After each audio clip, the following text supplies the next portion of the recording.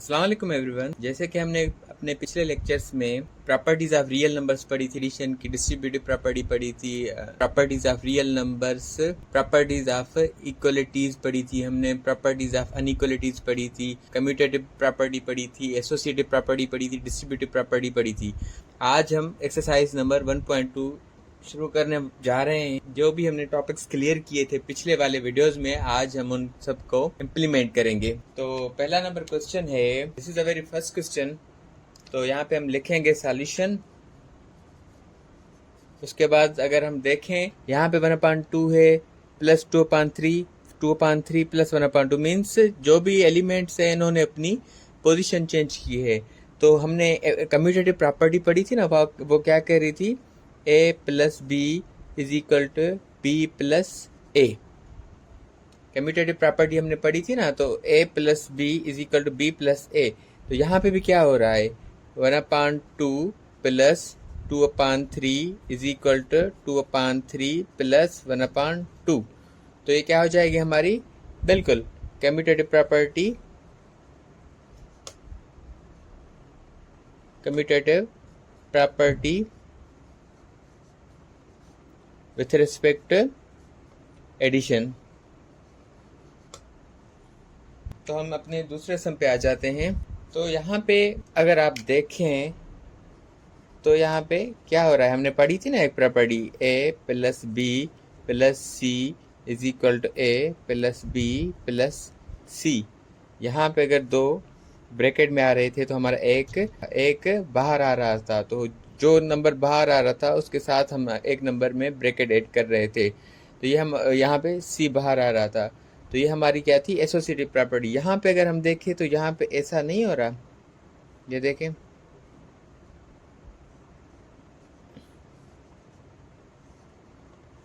यहाँ पे ऐसा नहीं हो रहा।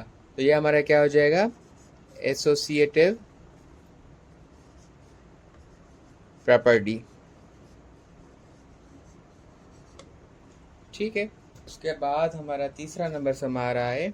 तो यहाँ पे अगर हम सोल्यूशन लिखें तो हमने एक प्रॉपर्टी पढ़ी थी, डिस्ट्रीब्यूटिव प्रॉपर्टी ऑफ एडिशन। तो वहाँ पे क्या था, a multiplied by b plus c बराबर था a b के साथ भी मल्टीप्लाई होगा, a c के साथ भी मल्टीप्लाई होगा। तो यहाँ पे हो जाएगा a मल्टीप्लाइड बाय b, बीच में साइन है प्लस की, और a multiplied bye c, a multiplied bye c। तो अगर मैं यहाँ पे देखूँ, यहाँ पे देखे ए जो सपोज करें ये यहाँ पे है, ये यहाँ पे है, ये यहाँ पे है, ये यहाँ पे है, ये भी है, और ये भी है, और ये भी है। तो हमने इसको क्या पढ़ा था, डिस्ट्रीब्यूटिव प्रॉपर्टी हमने पढ़ी थी ना। अगर आप मेरे पिछले वाले वीडियो में जाके देखेंगे तो हमने एक प्रॉपर्टी पढ़ी थी जिसको हम कहते थे डिस्ट्रीब्यूटिव प्रॉपर्टी, डिस्ट्रीब्यूटिव प्रॉपर्टी।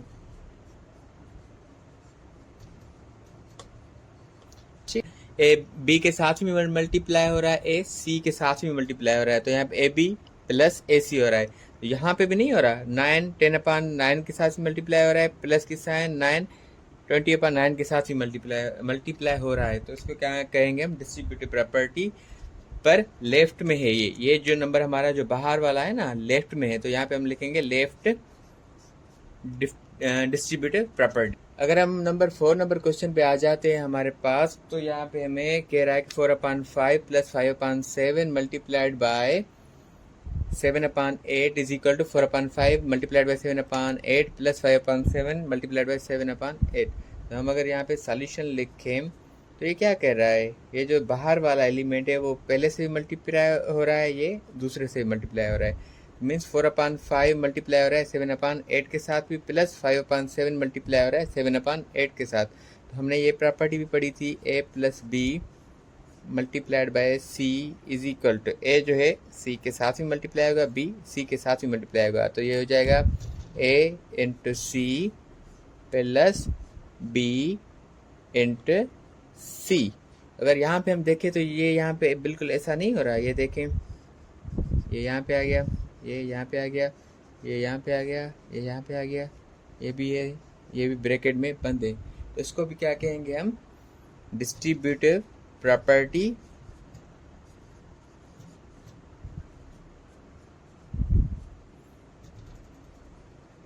ये है हमारी डिस्ट्रीब्यूटिव प्रॉपर्टी। पर जो हमारा सिंगल एलिमेंट है वो बाहर है at the right side of the left side, इस साइड की राइट साइड पे, तो हम इसको क्या कहेंगे, राइट डिस्ट्रीब्यूटिव प्रॉपर्टी। ठीक है, उसके बाद हम नंबर 5 पे आ जाते हैं। हमारे पास लेफ्ट हैंड साइड में 3 एलिमेंट है, राइट हैंड साइड में 4 एलिमेंट आ जाते हैं। तो हमने पढ़ा है वो कौन सी प्रॉपर्टी, आपको तो पता भी है, हमने पढ़ा है कि वो है डिस्ट्रीब्यूटिव प्रॉपर्टी। अगर मैं इसको लिखना चाहूँ तो मैं लिख सकता हूँ ए माइनस बी मल्टीप्लाई हो रहा है सी के साथ। तो ये क्या हो जाएगा, ए सी के साथ ही मल्टीप्लाई होगा, बी सी के साथ ही मल्टीप्लाई होगा। ए सी के साथ मल्टीप्लाई होगा मतलब ए इंटू सी, बीच में साइन आ जाएगी माइनस की, बी सी के साथ भी मल्टीप्लाई होगा। तो यहाँ पे अगर देखिए हम, ये इसमें आ गया, ये इसमें आ गया, ये इसमें आ गया, ये इसमें आ गया, ये इसमें आ गया, ये सेम हो गए, यहाँ पे बीच में साइन भी है। तो हम इसको क्या कहेंगे, ये जो नंबर हमारा सिंगल है वो राइट साइड में है, तो हम क्या कहेंगे इसको, right distributive property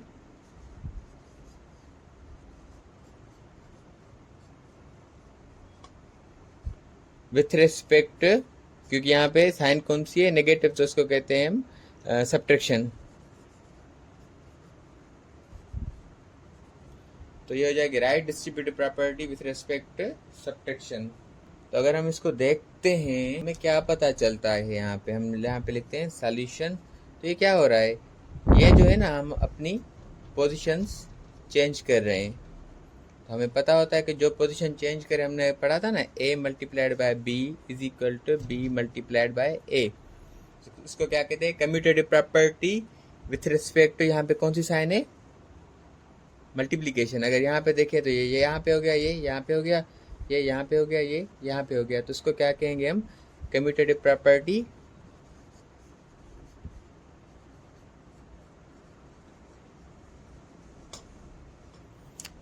property but with respect multiplication.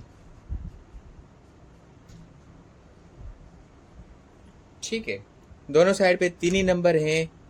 आपको पता है कि हमने पढ़ा था कि कौन सी प्रॉपर्टी में 3 नंबर आ जाते हैं, हमने पढ़ा था ना। तो अगर 2 साइड में आ रहे हैं तो वो कम्यूटेटिव है, 3 आ रहे हैं तो एसोसिएटिव है, 3 लेफ्ट साइड में आ रहे हैं, 4 राइट साइड में आते हैं, तो हम उसको कहते हैं कि ये हमारी डिस्ट्रीब्यूटिव प्रॉपर्टी है। अगर मैं इसको यहाँ पे लिखूँ सॉल्यूशन, क्या मैं इसको लिख सकता हूँ, ए इंटू बी इंटू सी, ये हो गया, इंटू ए इंटू बी इंटू सी। यहाँ पे बी और सी ब्रैकेट में है, ए बच रहा है बाहर, तो हम ए के साथ बी को करें कि सी बाहर बच रहा है। तो हमने ये पढ़ा है क्या है, एसोसिएटिव प्रॉपर्टी, हमारी एसोसिएटिव प्रॉपर्टी है।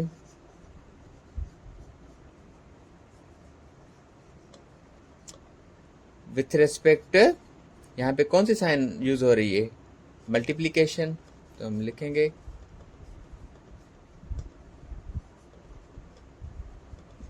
अगर हम इसको सोल्यूशन में लिखें तो ये क्या है, 2/11, इसका रेसिप्रोकल क्या है, 11/2 इज इक्वल टू 11/2 मल्टीप्लाइड, इसका रेसिप्रोकल क्या है, 2/11। तो अगर हम 2 में कैंसिल 1 यहाँ पे आ जाएगा 1 इज इक्वल टू 11 कैंसिल 1 यहाँ पे हो गया 1, ये भी हमारा है 1, तो ये आ जाएगा 1। तो हमने पढ़ा था ना, इसको कहते हैं मल्टीप्लिकेटिव आइडेंटिटी। ये रही हमारी मल्टीप्लिकेटिव आइडेंटिटी। हमने पढ़ा था ना कि अगर किसी नंबर को उसके रेसिप्रोकल के साथ मल्टीप्लाई करें, ठीक है, और हमारा आंसर 1 आ रहा है, तो वो है हमारा मल्टीप्लिकेटिव आइडेंटिटी। एडिटिव आइडेंटिटी हमारी 0 है, मल्टीप्लिकेटिव आइडेंटिटी क्या होती है, 1।